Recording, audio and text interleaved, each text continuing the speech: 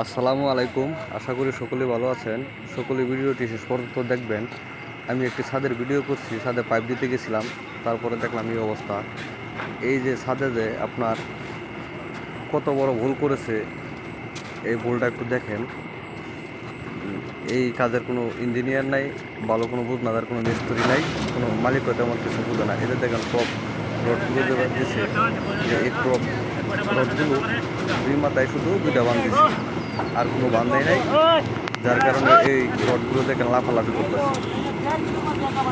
যাক, আমার কথা হলো সেটা না যে আপনার লক্ষ লক্ষ টাকা খরচ করে আপনি বাসা বাড়ি করবেন, আপনি নিজে না বুঝে ইঞ্জিনিয়ার আছে, ইঞ্জিনিয়ারের পরামর্শ নেবেন, নয়তো ভালো একজন দক্ষ মিস্ত্রি বা একজন কন্ট্রাক্টারের সাহায্য নেন, বা কাজটা যারা দিবেন ভালো একজন মিস্ত্রি বা ভালো একজন কন্ট্রাক্টার দেখে তারপর কাজটা দেন। আপনার একটা বিল্ডিং বা একটা বাসা করলে তো দেখা গেল কি সারা জীবনের স্বপ্ন একজন মানুষের। তো এই বিল্ডিংটা দেখেন কিভাবে কি করছে। এই যে রডগুলো দেখেন, রডের কোনো নাই, যে টপগুলো দিছে, টপগুলো সব কিন্তু শুয়ে ঘুমাইতেছে। টপের কোনো সিঁড়িবিড়ি নাই, রডের ঠিক মতন কোনো ভান নাই, রডের জায়গায় রড নাই, যেমনি মন চাইছে এমনি রড বিছাইয়া দিয়ে দিছে। রডের কোনো কভারিং নাই, যা সব কিছু মিলায় আসলে মানে এই কাজটা এত হয়েছে আর কি, যা বলার কোনো ভাষা নাই। প্রত্যেকটা কাজেরই কিন্তু একটা হিসাব আছে, ভুল ত্রুটি হয়ই, আমরাও বিভিন্ন জায়গায় যাই কাজ করি দেখি। তবে এত পরিমাণ ভুল একটা ছাদের মাঝে, এই যে গ্যাপগুলো দেখেন দিছে, একটা গ্যাপের সাথে আর একটা গ্যাপের মিল নাই, একটা অনেক বড়, একটা অনেক ছোটো, একটা মাঝারিয়া, আর একটা মনে করুন যে হয়ে গেছে গা। এই যে এক জালির নেট, একটা রড দিছে নিচ দেয়া আর একটা রড দিছে উপর দেয়া, এভাবে কি কেউ কাজ করে? আমার কথা সেটা না। যাই হোক, আমি ভিডিওটা এই জন্যই করছি যাতে আর কোনো মালিকের এরকম সমস্যা না হয়। এই যে দেখেন কলমের রড শর্ট তো উপরে তালার জন্য এখন ডালাই হয়ে গেছে, এখন রড ঢুকাইতেছে, ডালাই হয়ে গেছে এখন রড দিতেছে। এটা কতটুকু যুক্তি?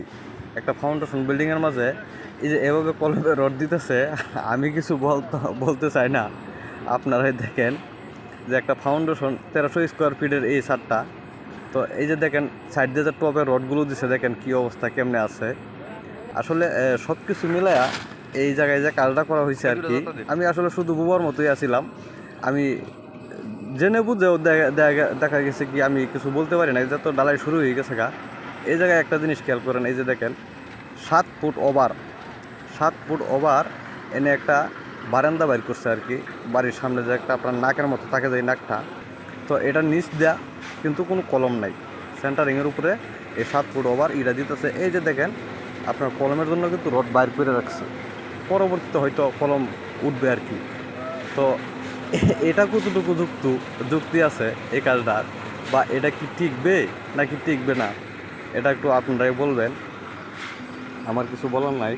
7.5 ফুট ওভার বাইর করছে, তাও কি 500টা রড দুইটা করে দিছে আর কি, বিমের রডগুলো।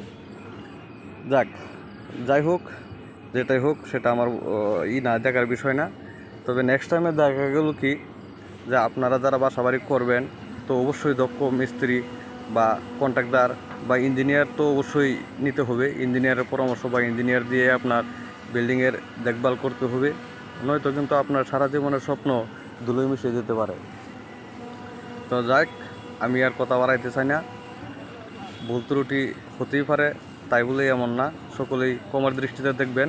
আমি সতর্ক করার জন্য এই ভিডিওটি করছি। আসসালামু আলাইকুম।